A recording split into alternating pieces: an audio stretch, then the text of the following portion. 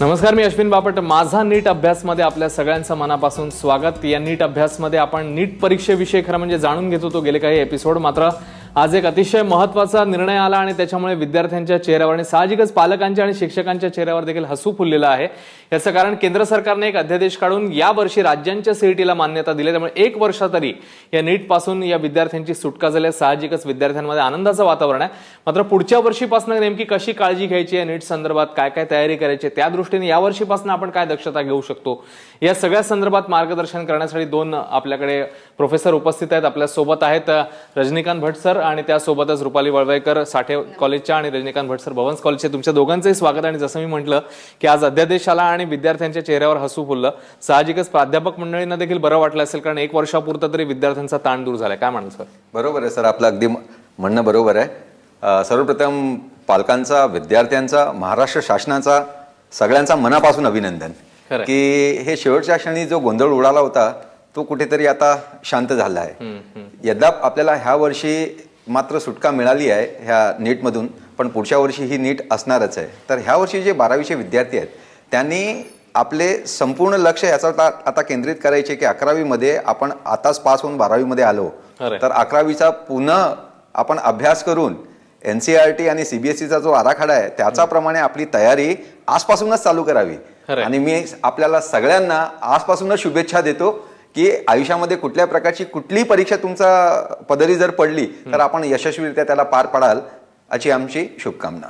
खरंय. मॅडम, तुम्ही काय सांगाल? अगदी सर्वप्रथम विद्यार्थ्यांचं अभिनंदन. आणि आपल्या सरकारने, राज्य सरकारने, केंद्र सरकारने जे काही पाऊल उचललंय विद्यार्थ्यांच्या हितासाठी ते खरोखरच अभिमानास्पद आहे. मुलांच्या वतीने तर अगदीच मला म्हणावंसं वाटतं की मुलांना खूप मोठा दिलासा मिळाला. खरं. पण जसं आपण म्हणतोय की पुढच्या वर्षीसाठी किंवा एकूणातच या परीक्षेच्या दृष्टीने आत्तापासूनच आपण तयारीला सुरुवात केली तर अखेरच्या क्षणीचं टेन्शन येतं ते कुठेतरी येणार नाही आपल्याला. आणि याच अनुषंगाने काही प्रश्न विचारण्याकरता काही विद्यार्थी देखील आपल्यासोबत असणार आहेत. आपल्यासोबत नाशिकहून ऋतुराज घुबे देखील आहे, मेडिकलचा विद्यार्थी आहे. ऋतुराज, स्वागत तुझं. सगळ्यात सुरुवातीला काय प्रश्न आहे तुझा आपल्या प्रोफेसरना? ऋतुराज. सर, माझा हा पहिला प्रश्न आहे की नीट साठीची तयारी आपण कशी करायची? कारण नीट मध्ये आणि AIPMT मध्ये हा फरक आहे की नीट मध्ये ते 10% फ्रीडम स्वतः घेता, म्हणजे ते बाहेरचं काहीही टाकू शकता. तर फक्त NCERT फोकस ठेवायचा का बाहेरच्या रेफरन्स बुक्स वापरायची गरज आहे? बेटा, कन्सेप्च्युअल लर्निंग वरती तुला भर घालायचं आहे. सर्वसाधारण आपला नॅशनल करिक्युलम फ्रेमवर्क आहे, ह्याच्यामध्ये संपूर्ण माहिती सविस्तर दिलेली आहे. आपण हे पण मान्य करतो की प्रत्येक राज्यांनी आपला आपला जो सिलेबस बनवला त्या सिलेबसमध्ये कुठे थोडाफार असं अंतर राहील. 100% तुम्हाला एवढं म्हणतो की जर थर्मोडायनामिक्स, मी माझ्या विषयावर बोलतो, थर्मोडायनामिक्स हा एक पर्टिक्युलर चॅप्टर, तर ह्या पर्टिक्युलर चॅप्टरमध्ये NCERT, CBSE आणि आपला राज्य मंडळाची जे पुस्तक आहे त्याच्यामध्ये कुठे काय तफावत आहे, जे 2-5% मागे पुढे असेल त्याच्यावरती जास्त भर घालायचं. आणि कॉन्सेप्ट शेवटी कॉन्सेप्टच राहतो. थर्मोडायनामिक्स ह्या चॅप्टरमध्ये आपण हीट इंजिन आणि रेफ्रिजरेशन हे आपल्या इथे सिलेबसमध्ये केमिस्ट्रीमध्ये नाही, तर ते आपल्याला फिजिक्स, भौतिकशास्त्र ह्याच्यामध्ये आपण ते शिकलेलेच आहेत. म्हणजे कुठेही आपल्याला जास्त काही ताण पडण्यासारखं मला तर अजिबात वाटत नाही आहे. आणि जेवढं पण तुम्ही अभ्यास करता, मागचे जे जो चॅप्टर आहे, चॅप्टर निहाय त्याचा जो आराखडा आहे की चॅप्टर निहाय त्या लोकांनी ज्या ज्या कॉन्सेप्टवरती जास्त भर घालून सातत्याने एकच प्रकारचे प्रश्न पण थोडे कॅमोफ्लेज करून मागे पुढे करून विचारले आहेत. तर वस्तुनिष्ठ आपण की नॉलेज बेस्ड आणि कन्सेप्च्युअल बेस्ड ह्या लर्निंगवरती जास्त जोर लावायचा आहे. खरंय. म्हणजे सरांनी थोडक्यात सांगितलेलं आहे की कशा प्रकारे आपण अप्रोच व्हायला पाहिजे. मॅडम, तुम्ही या अनुषंगाने काय मार्गदर्शन कराल? कारण जसं आपण म्हणतोय की एक वर्ष आता पुढे गेलेलं आहे, पण तरी पण आत्तापासूनच जर तयारी केली तर आयत्या वेळी जी कुठेतरी थोडंसं टेन्शन येतं किंवा जी लगबग उडते ती आपण टाळू शकू. तुम्ही काय सांगाल? अगदी नक्कीच. आणि आता या वर्षीच्या मुलांना जो दिलासा मिळाला आहे ती आनंदाची बाब आहेच. पण आता पुढच्या वर्षी जे आता 12वीत आहे आणि जे पुढच्या वर्षी नीटला सामोरे जाणार आहेत त्यांनी काही घाबरायची गरज नाही. कारण अगदी आता तर त्यांना खूपच वेळ मिळालेला आहे अभ्यासाला अगदी, आणि त्याचा त्यांनी पुरेपूर वापर करायचा आहे. आणि आधीच त्यांना थोडे अलर्ट झालेत आपण म्हणूया आता ते, त्यामुळे त्यांनी याचा फायदा उठवायला हरकत नाही. आणि काहीच जड नाही आहे, हे कठीण तर अगदीच नाही. आपण त्याचा थोडं आपण पुढे नंतर आढावा घेऊ की कसं आपण ह्या नीटला सामोरे जाऊ शकू. खरंय. पुन्हा एकदा आपण त्या विद्यार्थ्याकडे जाऊया. ऋतुराज आपल्या सोबत आहे. ऋतुराज, पुढचा प्रश्न. सर, माझा असा प्रश्न आहे की मी आता 11वी-12वी एनसीईआरटीचा अभ्यास केलाच होता, पण सीईटीवर जास्त भर दिला होता. तर माझा असा प्रश्न आहे की जो काही कन्सेप्ट आहे बायोलॉजीमध्ये की ज्या एसएससी टेक्स्टबुक आणि सीबीएसई टेक्स्टबुक ह्या दोन्ही वेगळ्या वेगळ्या आहेत, त्या आर्ग्यू करतात एकमेकांसोबत. मग आता ज्या मुलांनी 11वी संपवली आहे त्यांना खूप कन्फ्युज होईल की एनसीईआरटी फॉलो करा की आपण जे शिकलोय 1 वर्ष त्याला फॉलो करा. हां, त्यांनी बायोलॉजीबद्दल उल्लेख केला म्हणून मला सांगायचंय की घाबरून जाऊ नको अजिबात. कारण काय आहे की आपल्याला वाटतं 11वी-12वी दोन्ही वर्षांचा अभ्यास आपल्याला NCERT चा करायचा आहे, पण यामध्ये बघितलं ना तर फॉर एक्झाम्पल फिजिओलॉजी हा जो आहे, प्लांट फिजिओलॉजी, ॲनिमल फिजिओलॉजी, हे NCERTच्या 11वीच्या बुकमध्ये आहे, जे तुम्ही 12वीला करताय आणि केलेले आहेत आणि करणारही आहात. तर त्यामुळे ते तुम्हाला तसं जड जाणार नाही. कारण 11वी आणि 12वी आपण जे बोर्डाचे काही 11वीचे जे टॉपिक आहेत ते त्यांना 12वीत आहेत, 12वीचे टॉपिक आहेत ते 11वीत आहेत. त्यामुळे तसं घाबरून जाण्याची काहीच गरज नाही आहे. आणि जे कन्सेप्ट्स आता तुम्ही म्हणालात ते कन्सेप्ट्स थोडे नवीन आहेत, पण ते इतके सुंदर तऱ्हेने दिलेले आहेत त्याच्यामध्ये की तुम्ही वाचलत आणि थोडासा टीचर्स गायडन्स घेऊन तुम्ही नक्कीच त्याच्यावर स्कोअर करू शकता. असे अनोळखी नाही. आणि एक बेसिकली एक बघायचं आहे की बायोलॉजी हा विषय जे मेडिकलला जात आहेत त्यांना तर अत्यंत आवडीचा असतो. त्यामुळे नवीन माहिती मिळवायला मुलं तर अगदी उत्सुक असतात, तूही असशील.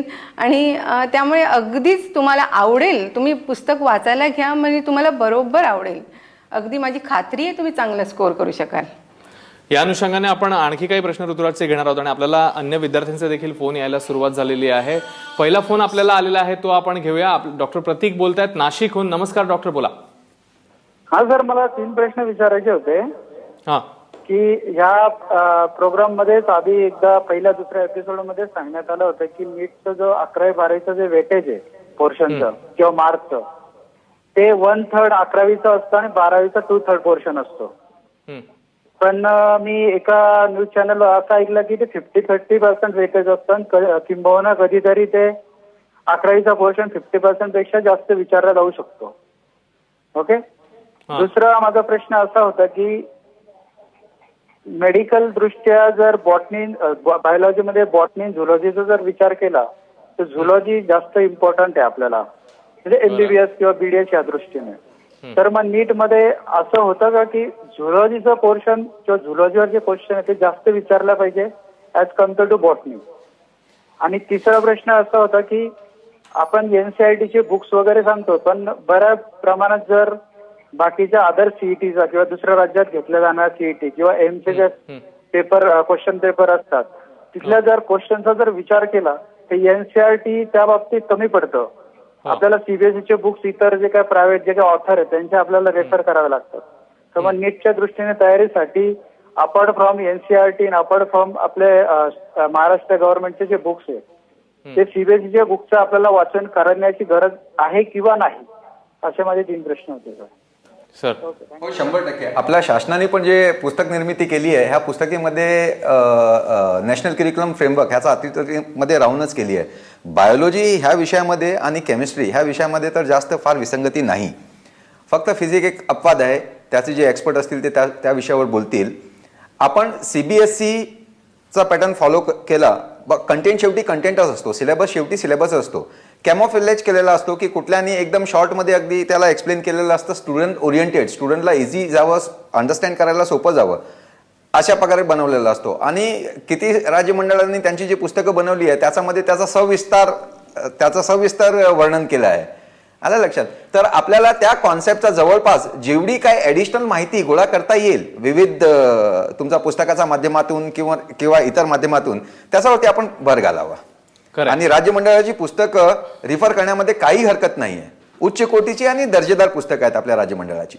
ठीक आहे. सरांनी हा मुद्दा क्लिअर केलेला आहे. ब्रेकवर जायच्या आधी फक्त जो झुऑलॉजी आणि बॉटनी संदर्भात त्यांनी प्रश्न विचारला त्याच्याबद्दल थोडक्यात, कारण ब्रेकची वेळ झाली. त्या बाबतीत सांगते मी. नीट 2013चं जे अनालिसिस केलं गेलं त्यामध्ये जो पहिला चॅप्टर आहे NCERTचा द लिव्हिंग वर्ल्ड, ह्याला 12% वेटेज होतं, पण ह्युमन रिप्रोडक्शन आणि ह्युमन फिजिओलॉजी ह्याला 20% त्यांनी भार दिलेला आहे. साहजिकच आहे ना, की कारण तुम्ही मेडिकलला जाणार आहात, त्यामुळे तुमचा तो अभ्यास व्हावा असा दृष्टिकोन असेल म्हणून त्यांनी त्याच्यावर भर दिलेला आहे. आणि तो तुम्ही रेग्युलर बोर्डाच्या टेक्स्टबुकमधून सुद्धा करतच आहात. आता तर तुम्ही NCERTचे बुक्स पण रेफर करणार. आणि दुसरं असं की नीटसाठी तुम्ही एक्स्ट्रा नॉलेज मिळत असेल तर कुठूनही मिळवा.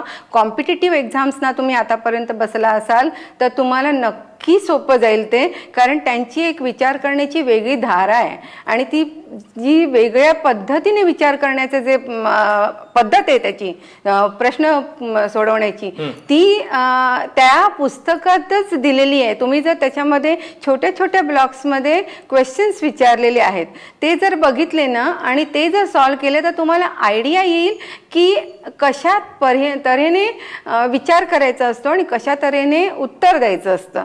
त्यामुळे समजणं, टॉपिक समजणं आणि प्रश्न समजणं ह्या 2 गोष्टी जमल्या ना की अगदी तुम्हाला उत्तर अगदी नक्की देता येईल. खरंय. आणखी एक आपल्याला फोन आलेला आहे, तो फोन आपण घेऊया, त्याचं उत्तर आपण ब्रेक नंतर घेऊया. सागर बोलतात शिरूरवरनं. सागर नमस्कार, बोला. हा सर, आम्हाला संविधानावरून बोलतोय मी सर. बोला.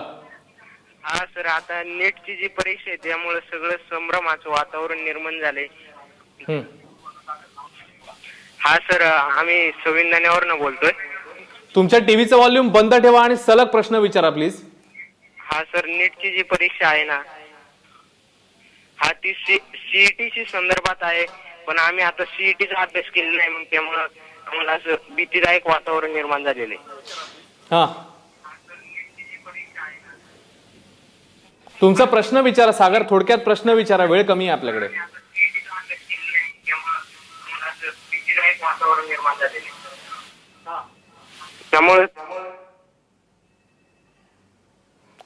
सागर यांच्याशी आपला संपर्क तुटलेला आहे. मात्र तुम्ही तुमचे फोन सुरू ठेवा. मात्र तुम्हाला एक रिक्वेस्ट आहे की तुम्ही जेव्हा फोनवर बोलत असता तेव्हा टीव्हीचा व्हॉल्यूम पूर्णपणे बंद ठेवा आणि सलग प्रश्न विचारा. 66160216 आपला नंबर आहे, 661 60 216. मात्र तुम्ही एक करायचं आहे, तुमच्या टीव्हीचा व्हॉल्यूम बंद ठेवायचा आहे आणि सलग प्रश्न विचारायचा आहे.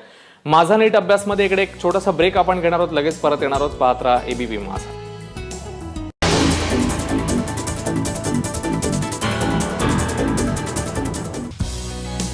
ब्रेक नंतर माझा नीट अभ्यासमध्ये आपल्या सगळ्यांचं पुन्हा एकदा स्वागत. आज आपल्या सोबत आहेत भट सर आणि त्यासोबतच वाळवेकर मॅडम, आणि तुम्हाला मार्गदर्शन करतायत. कारण दिलासा तर मिळालेला आहे, मात्र नेमकी कशी तयारी करायची, पुढे काळजी कोणती घ्यायची हा नीट अभ्यास करताना, या संदर्भात आपण बोलतोय. आणि तुम्ही देखील तुमचे फोन सुरू ठेवा. 66160216 आपला नंबर आहे, 661 60 216. मात्र पुन्हा एकदा तुम्हाला सांगतो, तुमच्या टीव्हीचा व्हॉल्यूम बंद ठेवा आणि सलग प्रश्न विचारा. आपल्याला पुढचा फोन आलाय, तो आपण घेऊया. प्रतीक घुगे परभणीवरनं बोलतोय. प्रतीक बोल. फोन कट झालाय. आपण मॅडम सिलेबस बद्दल तुम्ही मगाशी उल्लेख केला होता, तर सिलेबस बद्दल आता प्रेझेंटेशन देताना काय सांगाल तुम्ही? नक्कीच. आपण बघूया, हे पूर्ण 10 युनिट्स आहेत आणि ते 10 युनिट्स 11वी आणि 12वी मध्ये विभागलेले आहेत NCERT मध्ये. तर युनिट 1 आहे लिव्हिंग वर्ल्ड. याला त्यांनी मॅक्झिमम वेटेज दिलेलं आहे आतापर्यंतच्या परीक्षांमध्ये बघितलं तर. यामध्ये मेन काय आहे तर क्लासिफिकेशन. क्लासिफिकेशनला खूप भर द्या, कारण तुम्हाला त्याने कसं इव्होल्युशन झालेलं आहे आणि इव्होल्युशन वाईज प्लांट्स कसे डेव्हलप झाले, ॲनिमल्स कसे डेव्हलप झाले, त्याच्यावर ते क्लासिफिकेशन आहे. आणि एकदा तुम्हाला जर तो कन्सेप्ट कळला तर पाठांतराची आवश्यकता नाही. इथे आता माझ्याकडे स्लाइड नाहीये, पण हे कारण हे खूप लेंदी आहे क्लासिफिकेशन, त्यामुळे एवढ्या कमी वेळात मला नाही दाखवू शकणार. पण बेसिक सांगू शकेन थोडं की गॅमेटोफाईट आणि स्पोरोफाईट प्लांट्सच्या संदर्भात मी सांगते. हे जे ऑल्टरनेशन ऑफ जनरेशन आहे ना, ते अगदी पक्क करा, कारण त्याच्यावरती एक तरी प्रश्न कमीत कमी येतो. त्यामुळे ते तुम्ही अगदी पक्क केलं पाहिजे. त्यामुळे क्लासिफिकेशन 5 किंगडम सिस्टीम अगदी परफेक्ट करा, मग तुम्हाला कठीण जाणार नाही. याच्यावरचं एक उदाहरण मी नंतर देऊ शकेन वेळ मिळाल्यास क्वेश्चन वाईज. त्याच्यानंतर आहे organisation of plants and animals. तर त्यामध्ये संपूर्ण मॉर्फॉलॉजी येते. मॉर्फॉलॉजी तुम्ही 11वीत केली आहे, डिटेल केलेली आहे. आणि त्यामध्ये तुम्ही जर चार्ट वाईज अभ्यास केलात ना तर खूप छान जाईल. कारण चार्ट वाईज इकडे काही तुम्हाला मोठ्या टिपा लिहा किंवा मोठ्या पूर्ण एक्सप्लेन करा एखादं मॉडिफिकेशन, असं काही करायचं नाही आहे.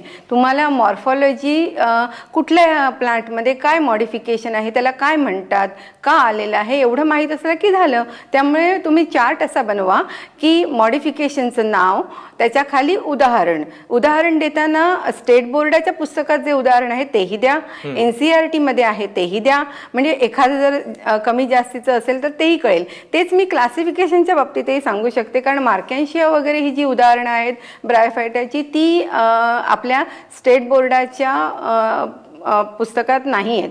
तर देताना अशी उदाहरणं एक्स्ट्रा लिहून ठेवा, म्हणजे तो चार्ट बघितला की काम होऊन जाईल. आणि हे अगदी तासाभराचं सुद्धा काम नाही आहे. त्याच्यानंतर बघाल तर स्ट्रक्चर अँड फंक्शन यामध्ये सेल तुम्ही शिकताच. त्यामुळे हा मुद्दा मॅडम आपण जाणून घेऊया, पण आपल्याला फोन येतात तो देखील आपण घेऊया. आपल्याला कस्तुरी मोडकचा फोन आला नाशिकहून. कस्तुरी, प्रश्न विचारा. नमस्कार. हॅलो. हा बोला. तर माझा प्रश्न बायोलॉजी वरती आहे की बायोलॉजीचे जे 2 सेक्शन आहे, झुओलॉजी आणि बॉटनी, त्या दोघांमध्ये कुठे जास्त लक्ष दिलं पाहिजे. आणि जी आताची नेटची एक्झाम आहे जी पुढच्या वर्षी होणार आहे, मी आता जस्ट 12th ला गेलेली, त्याच्यामुळे मग असं म्हणजे टेन्शनचं वातावरण तयार झालंय. बिकॉज ना आता नेट द्यायची म्हणजे CBSE बुकचा सुद्धा अभ्यास करायचा आणि आमच्या SSCचा सुद्धा अभ्यास करायचा. त्याच्यामध्ये फार जास्त डिफरन्सेस आहे आणि वर्ड्सचे डिफरन्सेस आहे. तर ते जे डिफरन्सेस आम्हाला भरून कसे काढता येईल त्यावर मला उत्तर पाहिजे होतं. ठीक आहे. मुळात त्यांनी मगाशी जो एका विद्यार्थ्याने प्रश्न विचारला तोच आहे की झुओलॉजी आणि बॉटनीमध्ये कशावर फोकस करायचं जास्त, असं विचारणार. तसं बघितलं तर 11वीच्या याच्यावरती सुद्धा 50 मार्काचे प्रश्न विचारलेत, 12वीवरती 40 मार्काचे. मग तुम्ही 11वी 12वी आधी हा विषय खोडून टाका. तुम्हाला सगळं करायचं आहे. आणि त्यात पुन्हा झुओलॉजी आणि बॉटनी बघाल तर मला वाटतं ह्युमन रिप्रोडक्शनला त्यांनी खूप मोठा भर दिलेला आहे. त्यामुळे ह्युमन रिप्रोडक्शन तुम्ही पूर्णपणे करा, ह्युमन फिजिओलॉजी पूर्णपणे करा. त्याच्यानंतर लिव्हिंग वर्ल्ड जो पहिला आपण आता टॉपिक डिस्कस केला, क्लासिफिकेशन आणि किंगडम सिस्टीम, त्याच्यामध्ये प्लांट किंगडम्स आणि ॲनिमल किंगडम दोन्ही याच्यावरती भर द्या. कारण त्याच्यावर मॅक्झिमम आता बघा कसं आहे की 90 प्रश्न बायोलॉजीचे आहेत. त्याच्यामध्ये अगदी कॅटेगरी नाही करता येणार की 45 आणि 45 असे असतील. हे आत्ता माझ्या पुढे स्पष्ट चित्र नाही आहे. कारण पुढच्या वर्षी ते काही ठरवतील आणि ते तुम्हाला त्यावेळेला कळेलच. आणि तर त्यामुळे तुम्ही करताना दोन्ही करायचं आहे. पण आतापर्यंत तरी इतिहास असा आहे की त्यांनी झुओलॉजी ह्युमन रिप्रोडक्शनवर जास्त भर दिलेला आहे आणि क्लासिफिकेशनवरही भर आहे. त्याच्यानंतर जो आहे तो जेनेटिक्सवरती आहे. त्यामुळे जेनेटिक्स करा. आणि कसं आहे की समजा आता 90पैकी साधारणपणे equal questions, number of questions हे इझी आणि खूप कठीण असे असतात. फॉर एक्झाम्पल जर 2013चं जे कोष्टक बघितलं, इथे मी आता आणते ते कोष्टक, तर त्या कोष्टकानुसार कळते की 12 क्वेश्चन्स हे इझी आहेत आणि 12 क्वेश्चन्स डिफिकल्ट आहेत आणि 66 क्वेश्चन्स हे ॲव्हरेज आहेत. तर जो इझी तर तुम्ही सोडवणारच, अगदी खात्री आहे मला. आणि डिफिकल्ट समजा आपण ठरले की त्याला खूप अभ्यास आहे, पण ॲव्हरेज 66 म्हणजे त्यातले तुम्ही खूप अभ्यास करताय म्हणजे 50-60 तर मिळवायला हरकतच नाही. आणि ते 12 म्हणजे झाले किती, तुम्ही 70च्या आसपास जवळपास येतातच. आणि शिवाय केमिस्ट्रीचे मार्क्स आहेत, फिजिक्सचे मार्क्स आहेत. त्यामुळे ते धरून तुम्ही हाफ तर स्कोअर पूर्ण क्रॉस करता, तुम्ही पुढे जाता, 100च्या वर तर नक्की जाता. त्यामुळे भीती अशी काही नाही आहे. निश्चित. पुढचा फोन घेऊया आपण. नेहा बारामतीवरून बोलतायत. नेहा, नमस्कार, बोला. हॅलो सर, माझा प्रश्न असा आहे की नीट परीक्षा ज्यांना प्रायव्हेट कॉलेजेसमध्ये ऍडमिशन घ्यायचंय त्यांनी द्यायची आहे का ज्यांनी प्रायव्हेट कॉलेजेसमधून 12वी केली आहे त्यांनी द्यायची? ठीक आहे, या प्रश्नाचं सविस्तर उत्तर आपण ब्रेक नंतर घेऊया. इकडे एक छोटासा ब्रेकची वेळ झालेली आहे. ब्रेक नंतर लगेच परत येणार आहोत. तुमचे फोन सुरू ठेवा. 6616021 आपला नंबर आहे. तुमच्या टीव्हीचा व्हॉल्यूम बंद ठेवा आणि सलग प्रश्न विचारा. माझा नीट अभ्यासमध्ये एक छोटासा ब्रेक. पाहत राहा एबीपी माझा.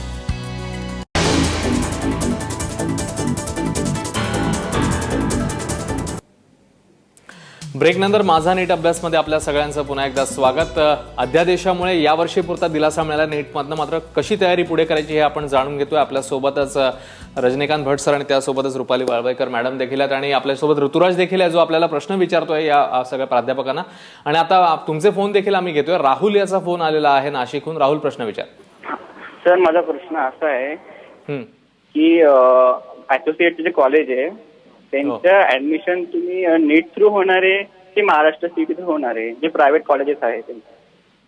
ठीक आहे, ब्रेक पूर्वी देखील एक प्रश्न प्रायव्हेट कॉलेज आणि या संदर्भात होता. मला वाटतं एकत्र उत्तर देऊ. बरोबर आहे. यंदा आता जो अध्यादेश काढला आणि थोड्या वेळा अगोदर तू नीटचा ह्यांचा आपला चॅनलच्या हेडलाईन्समध्ये पण तू वाचलं असेल आणि उद्घोषणा पण तशी झालेली आहे ऑलरेडी की यंदा ह्या वर्षी जे प्रायव्हेट मेडिकल कॉलेजेस आहेत त्यांना पण त्यांचे जे ॲडमिशन आहे ते नीटचा ते सीईटीचा मार्फतच करावे लागतील. म्हणजे असोसिएटचा प्रश्नच उद्भवत नाही, हा फेटाळूनच लावलेला आहे ऑलरेडी. खरं, म्हणजे तो मुद्दा आता निकालात निघालेला आहे. पुढचा प्रश्न आपण घेऊया. बीडवरून अनुरागचा फोन आहे. अनुराग, प्रश्न विचार. Hello sir. हा सर, आता मला 11वी अभ्यास करायचा सर आणि 12वी पण चालू आहे. तर टाइम कसं ऍडजस्ट करू सर? 11वीला किती टाइम देऊ आणि 12वीच्या अभ्यासासाठी किती टाइम देऊ सर? राजा, 11वी तू पास होऊन 12वी मध्ये आलाय असं ग्राह्य धरून आता हा जो वेकेशन आहे, वेकेशनचे जवळपास आज 20 तारीख झाली, 20 दिवस गेलेत. आपली कॉलेज परत 15 जूनला रिओपन होणार आहेत. म्हणजे तुझ्याकडे जवळपास हा 1 महिन्याचा कालावधी आहे. त्याच्यानंतर पण तुमची रेग्युलर कॉलेजेस जे ऑनलाईन ऍडमिशन ह्या प्रक्रियामुळे जवळपास 5-10 दिवसाचा तिथे पण तुला वेळ मिळणार आहे. तर 2 महिन्याचा हा जो वेळ आहे तो तुझ्यासाठी पुरेसा आहे की ह्याच्यामध्ये तू 11वीचा परत एका वेळी तू रिव्हिजन करू शकतो. आता तुला तयारी नाही करायची आहे, तुला फक्त रिव्हिजन करायचं आहे, कारण तुझा ऑलरेडी 11वीचं वाचन झालेलं आहे आणि 11वीमध्ये जे तू वाचन केलं आहे त्याचा जो एक्सटेंडेड व्हर्जन आहे की त्याचा जो पुढचा भाग आहे तो तू 12वीमध्ये शिकणार आहे. तर ज्यावेळी 12वीचा कुठलाही धडा तू सुरू करतो त्यावेळी 11वीमध्ये त्याच्याशी संबंधित कुठला धडा होता ह्याची फक्त पुनर्पाहणी आपण करायची आहे. तर तयारीसाठी तुझ्याकडे पुरेसा असा वेळ आहे, तू काही काळजी करू नको. ऋतुराजचा प्रश्न आपण घेऊया. ऋतुराज, पुढचा प्रश्न विचार. मॅम, तुम्ही म्हटलं होतं की आपण बायोलॉजी जितकं करू शकतो तितकं करायला पाहिजे, पण असं आपण केलं तर आपण एनसीईआरटीच्या खूप पलीकडे जाऊ, कारण बायोलॉजी एक्सप्लोर केलं तर खूपच होऊन जाईल ते. मग आपण जे टॉपिक्स एनसीईआरटी मध्ये त्याच्यावर लक्ष देऊ का पूर्ण एक्सप्लोर करत बसू बायोलॉजी? कारण ती मग एका टाईपची रिसर्चच होऊन जाईल बायोलॉजीवर. बेटा, हा एक संशोधनाचा विषय आहे की आपण ज्ञान मिळवणं आणि कितपर्यंत मिळवणं ह्याची आपण कुठेतरी एक लक्ष्मण रेषा अशी ओढली पाहिजे. आपण ज्या परीक्षेमध्ये बसणार आहोत त्या परीक्षामध्ये नेमके आपल्याला काय प्रश्न विचारणार ह्याची फक्त आपण कल्पना मात्र करू शकतो. आलं का लक्षात? म्हणून आपण आपल्या तऱ्हेने जेवढंही आपल्याला मिळवता येईल ते मिळवण्यासाठी आपण भर घालावी. आता कुठला एक असेल की थर्मोडायनामिक्स सारखा चॅप्टर आहे की केमिकल कायनेटिक्स सारखा चॅप्टर आहे, तर हा केमिकल कायनेटिक्सचा तू BSc, MSc आणि PhD पर्यंत ह्याचा एक्सटेन्शन आहे. पण तेवढी तुम्हाला गरज नाहीये. हे तुम्हाला धसका तुम्ही का घेतलेला आहे? कारण आपल्याला वेगवेगळ्या प्रकारचे साहित्य जेव्हा आपण घेऊन बसतात आणि त्याच्यामध्ये आपण आपल्या सिलेबसचा एकदम फ्रेमवर्कमध्ये न विचार करता, परिप्रेक्षामध्ये न बघता आपण ह्याचा पुढे पण काय होईल, ह्याचा पुढे पण काय होईल ह्याचा अभ्यास करतच बसतो. पण खरोखर एवढं करण्याची आपल्याला गरज पण नसते. आता तुम्ही पुस्तकामध्ये पण बघाल 1000 MCQ दिले 5 कॉन्सेप्टवरती, बरोबर ना? कॉन्सेप्ट तर एकच आहे. तर तुम्हाला कुठलंही की सेंटेन्स त्याचा सिंटॅक्स चेंज करून तुम्हाला तो प्रश्न विचारला जाऊ शकतो. आता तुम्ही जर संकलन करत बसाल तर ज्ञान हे एक महासागर आहे. आलं का लक्षात? आणि आपलं संपूर्ण आयुष्य ना ते पण कमी पडणार. 1 वर्षाचा कालावधी तर बाजूला सोड. तर जेवढा आपला सिलेबस आहे, जे सिलेबस ते सिलेबस इज वेल डिफाईन. आपला सिलेबस एकदम वेल डिफाईन केलेला आहे ऑलरेडी की हा परीक्षेसाठी कुठला सिलेबस आहे आणि त्याच्या अंतर्गत कुठकुठले लहानशे जे युनिट आहे. तर फक्त त्या फ्रेमवर्कमध्ये त्याच फ्रेममध्ये बसून आपण तेवढाच अभ्यास करायचा आहे. मॅडम, तुम्हाला काय ऍड करायचं आहे या उत्तरावर? आपण आणखी एक म्हणजे त्याला मी जे मगाशी म्हटलं की तुम्ही मॅक्झिमम ज्ञान मिळवा, म्हणजे पण असं नाही आहे की त्याला मूळ जे आहे ते सोडून द्यायचं आहे. आपण पहिल्यांदा स्टेट बोर्डाच्या पुस्तकापासून सुरू करू. तुम्ही स्टेट बोर्डाचे विद्यार्थी आहात, त्यामुळे स्टेट बोर्डाच्या पुस्तकं रेफर करणं तुम्हाला सोपं जातं, म्हणजे यूज टू आहात तुम्ही त्याला. तर ते आधी बघ. त्या तुम्ही 11वीचं तर तुम्ही केलेलंच आहे आता. आणि आता तू आता 11वीचा की 12वीचा मला माहीत नाही, पण 11वीचा केलेला आहे तो अभ्यास. त्याच्यानंतर मग तुम्ही NCERTचं बघा आणि त्याच्यात काय ॲडिशनल आहे तेवढं फक्त नोट डाऊन करा. कारण मॅटर एकदम फुल्ली चेंज नाही आहे. जवळजवळ 90% मॅटर हा टॅली होतो. कुठेतरी इकडे तिकडे एक्झाम्पल जास्त किंवा एखादा टॉपिक इलॅबोरेट केलेला असतो, वाढवून व्यवस्थित एक्सप्लेन केलेला असतो, त्याने उलट माहितीच मिळणार ना. आणि ते संपूर्ण झाल्यानंतर तुझी त्याची तयारी झाली की मग तुला जर वेळ मिळाला तर इतर कॉम्पिटिटिव्ह एक्झाम्सचे पेपर पण बघायला हरकत नाही असं मी म्हटलं. म्हणजे पहिल्यांदा आधी स्टेट बोर्ड NCERT बुक्स हे आधी ठरव करायचे आणि त्याच्यातलं जवळजवळ एक एक वाक्य तुला समजलं पाहिजे. म्हणजे असं नाही की हे वाक्य मला समजलं नाही आहे सोडून दिलं, मग तुम्ही 1 मार्क घालवलात, 1 वाक्य समजलं नाही तर टीचर्सकडून माहिती करून घ्या. टीचर्स नेहमीच रेडी असतात हे समजावून द्यायला. ठीक आहे, हे खूप महत्त्वाचे मुद्दे मॅडमनी सांगितलेले आहेत. वाईहून आणखी एक फोन आलाय, तो आपण घेऊया, उत्तर ब्रेक नंतर घेऊया. अनिकेत बोलतोय वाईहून. अनिकेत बोल. हॅलो.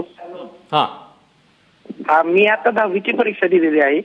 मला कशावर फोकस करायला पाहिजे 2 वर्ष, नीटवर काय मेडिकल CET? ठीक आहे, याचं उत्तर आपण ब्रेक नंतर घेऊया. आणखी एक फोन आलेला आहे, श्रेयस नाशिकहून बोलतोय. श्रेयस बोल. हॅलो. हा, मला तुम्हाला असं विचारायचं होतं की आपल्या ज्या प्रायव्हेट मेडिकल कॉलेजेसचा जो गव्हर्नमेंट कोटा आहे त्याच्या ऍडमिशन CET मधनं होणार आहेत का नीट मधनं होणार आहे? असोसिएट CETशी आमचा काही संबंध नाही.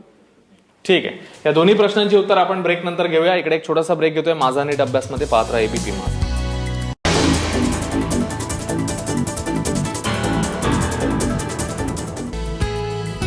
ब्रेक नंतर माझा नीट अभ्यासमध्ये आपल्या सगळ्यांचं पुन्हा एकदा स्वागत. ब्रेक पूर्वी खरं म्हणजे 2 फोन आलेले होते. मॅडम, पहिला प्रश्नाचं उत्तर 10वी झालेली आहे आता आणि 2 वर्ष कशावर फोकस करायचं त्यांनी विचारले. काय आहे की अजून तुला 1 वर्षाचा अवधी आहे, तोपर्यंत संपूर्ण सिलेबस सेट होईल, संपूर्ण पिक्चर क्लिअर होईल आणि पुस्तकं अवेलेबल असतील. मग त्यामुळे कदाचित होप्सो की एका विषयासाठी एकच पुस्तक रेफर करावं लागेल असं आपण आशा धरूया. कारण संपूर्ण देशभर एकच परीक्षा घ्यायची ठरली तर ही अगदी स्वागतार्ह गोष्ट आहे तशी. कारण पण फक्त एवढंच की मुलांना आता पुस्तकं अवेलेबल झाली की मग चांगल्यापैकी अभ्यास करता येईल तुम्हाला त्या पुस्तकावरून, काही काळजी नाही. खरं. आणि दुसरा प्रश्न ज्याचं उत्तर ऍडमिशन संदर्भातला जो प्रश्न, ऍडमिशन संदर्भात त्यांनी विचारलं होतं की असोसिएट मध्ये जो गव्हर्नमेंटचा कोटा आहे त्याचं काय होईल. तर त्याच्यासाठी MCIindia.org हा आणि त्यांची जी ऑफिशियल अधिकृत बॉडी आहे ते वेळ आल्यावर ते जाहीर करतील. शासनाची जे काय पॉलिसी ठरलेली असतील आणि वरच्या लेवलवरती जे काय ह्याचा तोडगा निघाला असेल ते आपल्या प्रसार माध्यमातून आणि त्यांची जी ऑफिशियल संकेतस्थळ आहे त्याच्यावरती त्याची माहिती त्यांना थोड्या दिवसात उपलब्ध होऊन जाईल. खरं. साताऱ्याहून पुढचा फोन आहे, प्राजक्ता शेवते प्रश्न विचारते. प्राजक्ता, प्रश्न काय आहे? हा, मला ऍक्च्युली मी आता AIPMT ची एक्झाम दिली आहे, म्हणजे मला आता कशी युजफुल आहे का नीटसाठी? प्राजक्ता, आता युजफुल आहे का, म्हणजे कोणत्या परीक्षेसाठी युजफुल आहे का असं विचारायचंय?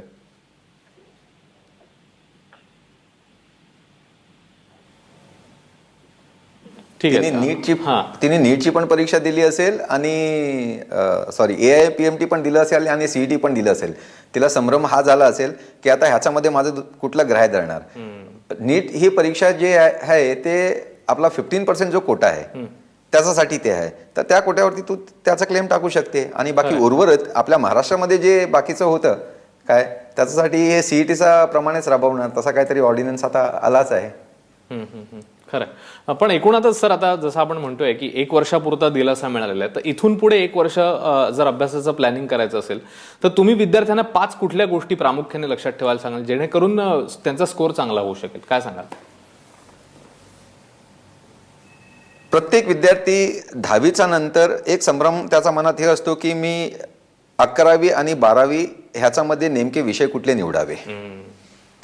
आता ज्यांचा इंजिनिअरिंग ह्याच्याकडे वळण आहे तर त्यांच्यासाठी मॅथमॅटिक्स हे कंपल्सरी आहे. ज्यांचा मेडिकल कडे आहे आणि ज्यांचा मॅथ्स एवढा चांगला नाही आहे त्यांच्यासाठी मॅथ्सच्या ऐवजी इतर ऑप्शनल सब्जेक्ट्स आहेत, जसं सायकोलॉजी आहे, तसे पण सब्जेक्ट आहे. एका वेळी आपण हा निवडला की नेमकं मला पुढे काय करायचं आहे, मला मेडिकल फील्डमध्ये जायचं आहे की मला इंजिनिअरिंग फील्डमध्ये जायचं आहे. मी तुम्हाला असं म्हणतो की आपण आपला करिअर डिझाईन करण्याचा अगोदर आपण त्याच्यासाठी लागणारी जे मिनिमम रिक्वायरमेंट आहे ती पूर्ण करायची आहे. कारण हा एक गेट आहे, एक लक्षात घ्या. आता 12वीमध्ये तुम्ही मेडिकल किंवा इंजिनिअरिंगमध्ये तुम्हाला जर जायचं असेल, सामान्य वर्गाचा विद्यार्थी जर असेल तर त्याला कमीत कमी 50% मार्क्स पडले पाहिजे, बरोबर. तर सर्वप्रथम त्यांनी काय हे घ्यायचं आहे की तो गेट त्याला कसा क्लिअर करता येईल की 50% मला मिळालेच पाहिजे. भूतकाळामध्ये असे पण घडले आहेत की विद्यार्थ्यांनी जेईचं एक्झाम क्लिअर केलं आणि तो बोर्डाच्या परीक्षामध्ये फेल झाला. जेईचं एक्झाम त्यांनी चांगल्या मार्क्सनी क्लिअर केलं आणि बोर्डाच्या परीक्षामध्ये त्याला जे मिनिमम 50% रिक्वायरमेंट आहे ती पूर्ण त्याची झाली नाही.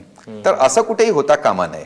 म्हणून आपण शिस्तबद्धरित्या सुरुवातपासूनच आपण आज 10वी मध्ये पण आपण जे काही शिकलंय त्याला परत परत परत परत परत पॉलिश करत जायचं. 11वीमध्ये तुम्ही जेव्हा याल तर सुरुवातपासूनच तुम्ही तुमच्या शिक्षकाचा वेळोवेळी मार्गदर्शन घेत राहा. आपला एक धडा शिकून आज झाला आहे तर त्या धड्यावरती आपल्याला हे जे एवढे पण परीक्षा वगैरे असतात, कॉम्पिटिटिव्ह एक्झाम्स असतात, त्याच्यामध्ये काय विचारतात आणि कशा प्रकारे विचारतात, मुलं कुठे चुकतात, ह्याची तुम्हाला सविस्तर माहिती तुमच्या शिक्षकाकडून तुम्हाला मिळू शकते. आपल्याला फक्त आपला कॉन्फिडन्स आहे, डे बाय डे आपण जेवढी मेहनत करणार त्याचप्रमाणे त्याच प्रपोर्शनमध्ये आपला कॉन्फिडन्स हा एक वाढत राहणार.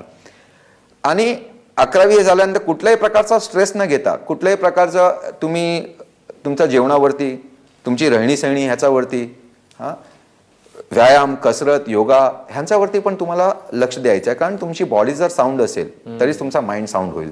माइंड तुमचा जर साऊंड झाला तरीच तुम्हाला ते आत्मसात करता येईल आणि कुठल्याही प्रकारची परीक्षा आहे ते विदाऊट एनी फिअर तुम्हाला ती पार करता येईल. खूप महत्वाचा मुद्दा सरांनी सांगितलाय की आपलं मानसिक आरोग्य देखील तेवढंच महत्वाचं आहे आणि ते जपण्याच्या दृष्टीने किंवा ते चांगलं ठेवण्याच्या दृष्टीने देखील प्रयत्न करायला पाहिजेत. आपल्या कार्यक्रमाची वेळ संपत आली आहे पण प्राध्यापकांचाच एका फोन आलेला आहे. रामचंद्र पाटील बोलतायत. नमस्कार सर, बोला, आपला प्रश्न अगदी थोडक्यात विचारा, वेळ कमी आहे. हा नमस्ते सर. प्रत्येक राज्याचं सर आरोग्य विद्यापीठ असतं. त्यांचे 10वी पास झाल्यानंतर 11वीला विद्यार्थी प्रवेश घेतो. त्यावेळेला त्या राज्याची 2 वर्षासाठी नियमावली असते. ती नियमावली 2 वर्षे कोर्टासह सगळ्यांना बंधनकारक आहे का? दुसरा प्रश्न असा आहे की ऐन वेळी सुप्रीम कोर्टात हा विषय कोणी कसा उपस्थित केला आणि दाखल करून घेता येतो का? तिसरा प्रश्न असा आहे की प्रत्येक राज्याचे आणि केंद्राचे या बाबतीत फर्म नियम 2 वर्षासाठी आहेत का? ठीक आहे, ठीक आहे. अगदी थोडक्यात, खूप तांत्रिक प्रश्न आहे पण थोडक्यात आपल्याला उत्तर द्यावं लागेल, वेळ कमी आहे. हे बघा, जेव्हा मॅटर कुठला सबज्युडाईज असतो, आपल्याला आर्टिकल 14 ह्याच्या अनुषंगाने प्रत्येक माणसाला कुठेही रिप्रेझेंट करण्याचा एक मौलिक अधिकार दिलेला असतो. आणि भूतकाळामध्ये पण असं झालंय की एका माणसाने कुठेही त्याच्यावरती अन्याय झाला आणि माझ्यावरती जो अन्याय झाला तसाच अन्याय इतरांवरती झाला असावा असं ग्राह्य धरून तो कोर्टाची शरण घेतो. सर्वसाधारण असं पण असते की कोर्टामध्ये तुम्ही जाऊन काय फाईल करणं तसलाही काही भाग नाहीये. अनेक वेळी आपण पाहिलंय की एका कुठल्या इसमानी कुठला तरी एक आक्षेपार्ह स्टेटमेंट दिलाय आणि त्याच्यावरती पण पिटिशन्स वगैरे होतात. आलं लक्षात? आता आपण ही जी संकल्पना राबवली हे आजपासून नाही आहे, 2012-13 पासूनच केंद्र सरकार नी एक ठरवलं होतं की सिलेबस ॲट पार आणायचा आहे आणि जे कॉम्पिटिटिव्हनेस आहे त्याच्यामध्ये कुठेतरी एक कॉमन हे असलं पाहिजे म्हणून. पण प्रत्येक राज्याची काय आणि काहीतरी अडचणी असावी म्हणून हे आजपर्यंत रेगाळत घेतलं आणि मागे पुढे होत राहिलं. त्याच्यानंतर सुप्रीम कोर्टने हा जजमेंट दिला की नाही, 1 नेशन 1 एक्झाम ही संकल्पना काय आहे तर ही संकल्पना अशासाठी दिली होती की प्रत्येक राज्यांनी आपापल्या प्रकारे सीईटी किंवा असल्या प्रकारचे एंट्रन्स एक्झाम ठेवायचे जेणेकरून फायनान्शियल लोड यायचा. एक विद्यार्थ्याला 10-10, 12-12, 15-15 वेगवेगळ्या राज्यामध्ये जाऊन ती परीक्षा द्यायला भाग पडायचे. आणि त्याच्यानंतर पण की कुठल्या राज्यामध्ये त्याचं होईल, सिलेक्शन होईल की त्याला सीट मिळेल हे पण त्याच्यावरती पण एक प्रश्नवाचक चिन्ह असा नेहमी असायचा. तर हे पालकांची धावपळ होऊ नये, विद्यार्थ्यावर स्ट्रेस येऊ नये. आता तुम्ही विचार करा की एक कुठली परीक्षा देण्यासाठी कमीत कमी 1500, 1600 किंवा 800 ते 2000 पर्यंतची फी असते. विद्यार्थ्यांनी 30-40 अशी एक्झाम दिली तर जवळपास ते 80,000च्या घरात जाते. एक राज्यामध्ये दुसऱ्या राज्यामध्ये जाऊन ती परीक्षा देणे त्याच्यावरती तो वाढीव फायनान्शियल बर्डन ओव्हरऑलच हा सगळा विचार करून खरं म्हणजे हा निर्णय असा हा तरी तरी हे झालं असेल. खरंय, पण तरी देखील जसं आपण म्हणतोय की 1 वर्ष पुढे गेलेलं आहे आणि 1 वर्ष पुढे गेल्यामुळे एक चांगला आपल्याला वेळ मिळालेला आहे. आपण अगदी काही सेकंद आहेत शेवटची. मॅडम, वाइंड अप करताना तुम्ही काय सांगाल, कुठल्या साईट प्रामुख्याने रिफर कराल जे उपयुक्त ठरू शकतील? अगदी थोडक्यात. अगदी सांगता येईल. साईट तुम्हाला हवे इथे आपण डिस्क्रिप्ट करतो, www.ncrtbooks.prashanthelina.com ही एक साईट आहे. www.mciindia.org/NEET असे आहेत. ह्या साईटवर जाऊन तुम्ही संपूर्ण PDF सारखं डाउनलोड करू शकता आणि तुम्ही त्याचा अभ्यास वेळोवेळी करू शकता. आणि दुसरं आहे की तुम्हाला आधीचे सगळ्या वर्षांचे पेपर्स सॉल्व्ह करता येतील जर तुम्ही AIPMT च्या पुढे साल टाकून जर तुम्ही गुगलवरती गेलात तर तुम्हाला बाकीचं पण म्हणजे बॅकग्राऊंडचं पण आपल्याला मिळू शकेल या सगळ्या संदर्भात. खरं म्हणजे अनेक प्रश्न माझी खात्री आहे की अजूनही विद्यार्थ्यांच्या मनात असतील आणि तुम्हाला देखील काही मुद्दे विद्यार्थ्यांच्या दृष्टीने क्लिअर करायचे असतील. पण कार्यक्रमाची वेळ आपल्या संपत आलेली आहे. दोन्ही मान्यवर इकडे आले, वाळवईकर मॅडम आणि भट साहेब, तुम्ही बहुमोल मार्गदर्शन केलं. खूप खूप आभार. आपण सगळ्या विद्यार्थ्यांना शुभेच्छा देऊया. आणि खरं म्हणजे आज जो निर्णय झाला त्याच्याबद्दल केंद्र सरकारचे आपण विद्यार्थ्यांच्या, पालकांच्या, शिक्षकांच्या वतीने आभार मानूया. आणि ज्यांनी ज्यांनी याच्यासाठी प्रयत्न केले, मुख्यमंत्री, अन्य नेते, त्यांचे देखील धन्यवाद मानूया. सगळ्या विद्यार्थ्यांना शुभेच्छा देऊया. परीक्षा कुठलीही असली तरी अभ्यास नीटच करावा लागतो, त्यामुळे या नीट अभ्यासासाठी तुम्हाला मनपूर्वक शुभेच्छा.